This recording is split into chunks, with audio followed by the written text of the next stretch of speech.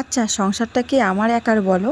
যদি কোনো কথা না বলি, পুরুষ মানুষরা কখনোই করতে চায় না, বলে কয়ে ঝগড়া করে করাতে হয়। চোখের সামনে দেখতে পারছে যে আমার এই কাজটাতে কষ্ট হচ্ছে, কিন্তু দেখেও না দেখার ভান করে। তেমনই দেখো, ঝগড়া করে জামা কাপড় মেলার অনেক বড় একটা জায়গা করে নিয়েছি। আর এই বৃষ্টির দিনে এখন আমার জামা কাপড় নিয়ে কষ্ট সহ্য করতে হবে না, যত জামা কাপড়ই হোক না কেন, যত জায়গা। দেখি মুখটা খোলা, বাবা বলো, মুখটা তোলো, বলো গুড মর্নিং। এরকম করে না, নোংরা তো, বাইরে থাকেন না, ডগি মুখ দেয়। এদিকে দেখো, দেখো তুমি ব্রাশ করেছো বেটা? বলে তোমরা সবাই কেমন আছো? তাকিয়ে বলো। আমার ছেলে এরকমই করে, আমি যদি বলি বাবা এইভাবে কথা বলে, কিন্তু ও সবসময় উল্টা করে কথা বলে। মানে ও এতটাই দুষ্টু না, ও কারো কথাই শোনে না। তো আমি এদিকে দেখো চলে আসলাম, রান্নাঘরে রুটি বানাচ্ছি। প্রত্যেক দিনই সকালবেলা কি খাই বলতো, এই সকালে খাবারটা নিয়ে সত্যি খুব চিন্তা হয় আমার। না এই রুটি বানালেও খুব সমস্যা হয়ে যায়, কারণ বর আবার তরকারি ছাড়া রুটি খায় না। তো আজকে আমি পরোটার মতন বানিয়েছি, তো ও খেতে চায়নি, আমি বলেছি জোর করে খাও, মানে এমন কথা বলেছি ও খেতে বাধ্য হয়েছে। সব কিছুই বলে খাবো না, আরে মাঝে মাঝে তো খেতে হয়, তাই না? আমি তো ভালোবাসি এগুলো খেতে। তো দেখো চিনি দিয়ে পরোটার মতন করে সুন্দর করে বানিয়ে তুলছে, গরম গরম কিন্তু খেতে খুব ভালো লাগে। এটা চা লাগবে না একদম, যেহেতু রুটিটা মিষ্টি আছে, মানে শুধু রুটিটাই খাওয়া যাবে। আমার রান্নাঘরে তো সব কিছু হাতের মর্জি তো নেই, আমার কলপাটটাও অনেক দূরে, আমার জল আনতেও অনেক দূর যেতে হয়। সব কিছুই মোটামুটি কাজকর্মগুলো করতে আমার অনেকটা জায়গা মানে দৌড়ি করতে হয়। মানে পাশেই যে আছে সেখানে যে করবো সেই উপায় তো নেই। তো তারপরে দেখো চিনি রুটি হয়ে গেল, বর তো খেয়ে নিয়েছে, ওকে আর দেখায়নি, কারণ ও মুখ একদম সেরকম করে খেয়েছে। তো আমি এখন খাচ্ছি, আর ছেলে দেখো একটা থালা নিয়ে ওকে একটু রুটি দিয়েছি, কারণ ও রুটি খেতে ভালোবাসে ওর বাবার মতন, কিন্তু ওকে আলু ভাজা লাগবে। তো আজকে তো আলু ভাজা করিনি, ছেলে তো সকালবেলা ওর খাবার খেয়েছে, ওটস খায়, তো ওটসেই খেয়েছে।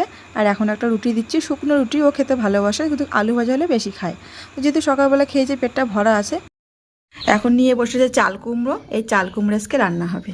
রুটি খেয়ে এখন দুই বাপ বেটায় দেখো, বাপের উপরে কোলে বসছে ছেলে। দাঁড়াও, দেখো মানে ভালো করেও কাটতে পেলো না। হ্যাঁ একদম গাছের তো আমাদের, একদম নরম।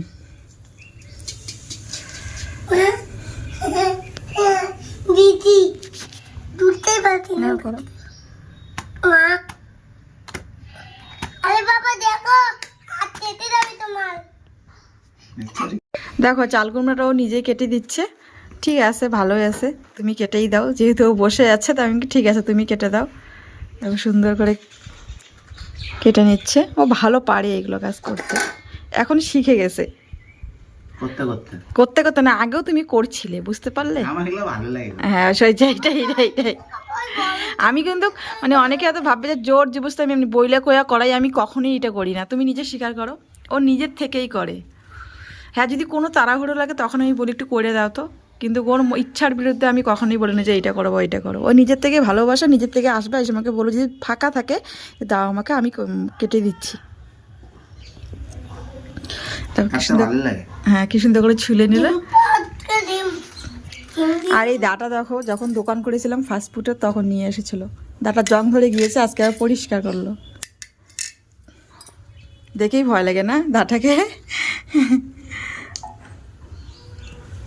আর ছেলে দেখো, ওর বাবা কাজ করছে, ও বসে আছে ওখানে। তুমি বাবার পায়ের উপরে বসে থাকবে? কি বলছো মা? মামা কোলে বসে থাকবে? যখন আমাদের খিদে পায়, যেটা থাকে সেটা দিয়ে খেলেই কিন্তু আমরা তৃপ্তি পাই, তখন কিন্তু মাছ মাংসর প্রয়োজন পড়ে না। তো আজকে ঘরে সেরকম কোনো সবজি নেই, তো আলু ছিল, আর এই যে গাছের থেকে চাল কুমড়ো নিয়ে এসেছে সেটাই হবে রান্না, মুসুর ডাল দিয়ে আর পটল ভাজা। মানে আজকে নর্মাল ঘরে যেগুলো সেগুলোই, সব কিছু ধুয়ে নিয়ে এসেছি। আর এখন এদিকে আলু ভাজাটা বসিয়ে দিয়ে এদিকে বিছনাটা তুলবো। মানে কি বলবো, বিছানাটা অনেক কয়দিন থেকে হয়েছে, মানে বিটকাবাটা তুলছি না। আর এদিকে নতুন বেডশিটটা নিয়ে এসে সেটা আজকে বিছানায় পেতে নিব।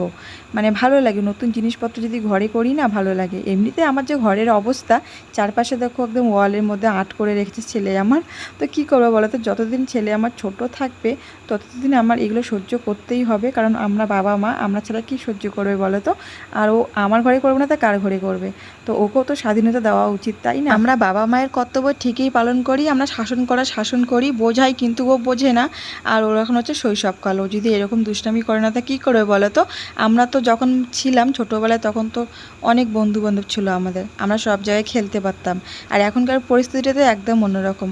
এখনকার আমরা বাচ্চা কাচ্চাকে ঘর থেকে বেরোতে দেই না, সবসময় আমরা নজরে রাখি। আমরা পড়াশোনা করার পর আমরা খেলাধুলো করেছিলাম বাইরে গিয়ে, কিন্তু ওদের আমরা পড়াশোনা করার পর সবসময় আমরা ঘরবন্দি করে রাখি। আমরা এখনকার বাবা মায়েরা ভয় পাই বাচ্চাকে কোথাও পাঠাতে, মানে বাইরে যাবে ভাবছি যে কি হবে না হবে। এই জন্যই আমরা সন্তানকে চোখের আড়াল করতে চাই না। আর আগে একদমই অন্যরকম ছিল, আর আগে এক একজনের ঘরে 3-4 জন সন্তান ছিল, তো বাবা মায়েরা সেরকম করে তাদের মানুষ করতো। তো বিছানাটা গুছিয়ে নিলাম, জানি না কতক্ষণ ঠিক থাকবে, কারণ আমার ছেলে এসে এখনই এটা গোটো করে দিয়ে দিবে। ওর কাজে এরকম, ও পরিষ্কার দেখতে পারে না, ও সবসময় অগোছলেই পছন্দ করে। এদিকে রান্না করছি চাল কুমড়ো আর মুসুর ডাল। ভোলে বাবাকে সকালবেলা সবাই জল ঢেলেছে, ফল দিয়েছে, ওখান থেকে ও ফল নিয়ে ও নাকি খাবে ওটা। আমি নাম দিয়েছি। ও নম দিয়ে নিচ্ছে, ও জল ঢাললো। বাবা, এই যে তোমার অনেকগুলো ফল আছে না? সেই যে ভোলে বাবাকে বললো, ভোলে বাবা আমি তোমার আপেল নিয়েছি, তোমার তো অনেক ফল আছে, এগুলো তুমি খেয়ে নিও, আমি 2টো আপেল খাই, তাই তো? দেখো তাই নিলাম। আর ছেলে তো জল ঢাললো, আর এখন ছেলেকে ভাত খাওয়াবো। বলো, কথা বলো। টাটা। টাটা বলো। তোমরা সবাই কেমন আছো? আমি আমার কেমন আছো? বলো, তোমরা কি জানো আমার নাম কি? তোমার আমার জানো নামটি? আমার নাম হচ্ছে শ্রেয়াস দাস। দাস। ডাক নাম কি তোমার? আমার নাম রিক। কি? বলো, আমার আমার আসল নাম শ্রেয়াস দাস, আমার নাম টিয়াটা। আর ডাক নাম হচ্ছে রিক। লাল লাগতা মতিলি। পাপার নাম কি তোমার? তপন। মায়ের নাম কি? দীপা। সব জানে ও। তোমার বাড়ি কোথায়? চোচালাতে। গোসারহাটে। তোমার জেলা কোথায়? কোচবিহার। কোচবিহার। মহকুমা? মাথাভাঙা। ওর ব্রেন এতটাই ভালো, আমি যদি 6 মাস আগে ওকে যদি পড়াই ও ওটা ঠিক মনে রাখে, কিন্তু পড়তে চায় না, অনেক কষ্ট করে মানে পড়াতে পারিই না ওকে। যদিও কোনো দিন এই যে 6 মাস পর একদিন বই নিয়ে বসবে, অনেক কান্নাকাটি এরকম। দেখি স্কুলে আগে দেই, তারপরে দেখবো তুমি কি করো। ABCD পড়বে? আচ্ছা, দেখবো তো তখন। আর রান্নাবান্না করে নিয়ে ওকে খেতে দিয়েছি, এখন ছেলেকে খাইয়ে দিয়ে আমি কিন্তু এগুলো পরিষ্কার করে নিচ্ছি। মানে কি বলবো, আমার ছেলেকে খাওয়াতে না 1 ঘন্টা সময় লেগে যায়। তো এদিকে দেখো গ্যাস ওভেনটা পরিষ্কার করে নিচ্ছি, আর সাথে যে হলুদের লবণের কৌটোগুলো ছিল সেগুলো কিন্তু পরিষ্কার করে নেই আমি প্রতিদিন করে, যখন গ্যাস মুছি তখন। কি হচ্ছে? কি আবার হচ্ছে, বর আছে বাড়িতে, এর জন্য বরকে রুটি বানিয়ে খাওয়াচ্ছি। সকালে করেছি, এখন সন্ধ্যাবেলা আবার রুটি বানাবো। দেখো, খাবে কিন্তু তুমি, আমি একাই খাবো না, তো পুরো দোষটা আমার ঘাড়ে না দেওয়াটাই ভালো। তো আমি খাবোই না, তো ও বলছে ওনাকে রুটি বানাবে, মোবাইলে দেখতেছে টিপস কিভাবে বানাতে হয়। তা আমি কোনো যাওয়ার দরকার নেই, রান্নাঘর গেলে এখন থেকে একদম চেরাবেলা করে শেষ করবো, তার বললো আমি বানিয়ে আনছি, তুমি বসে খাও।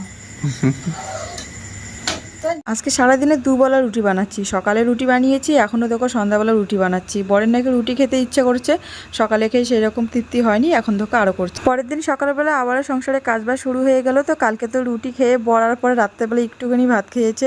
ও এরকমই করে, যেন যেদিন বাড়িতে থাকে না ও বলে যে রুটি বানাও, এটা করো ওটা করো, করি, কিন্তু করার পর না একটুখানি খেয়ে ওর পরে খেতে চায় না, ভাত খেতেই চায় না।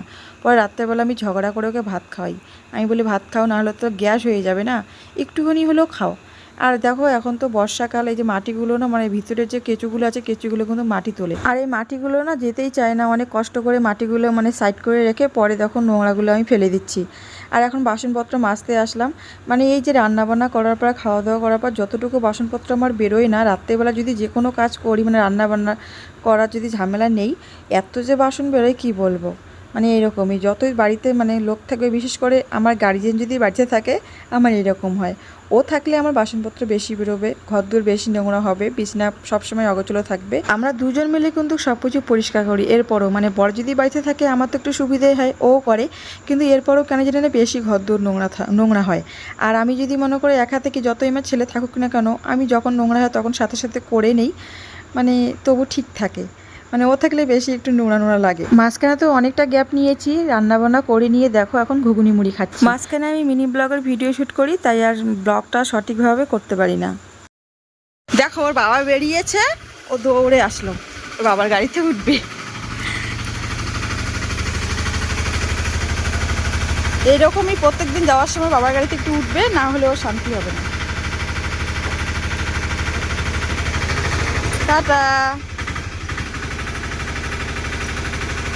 একটু এগিয়ে দিয়ে আসবে ওর বাবাকে।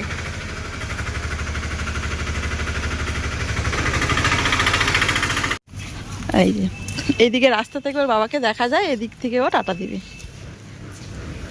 হয়েছে হয়েছে হয়েছে, বাবা এদিকে যাবে তো। দেখো এই যে রাস্তা থেকে ওর বাবাকে দেখা যাবে।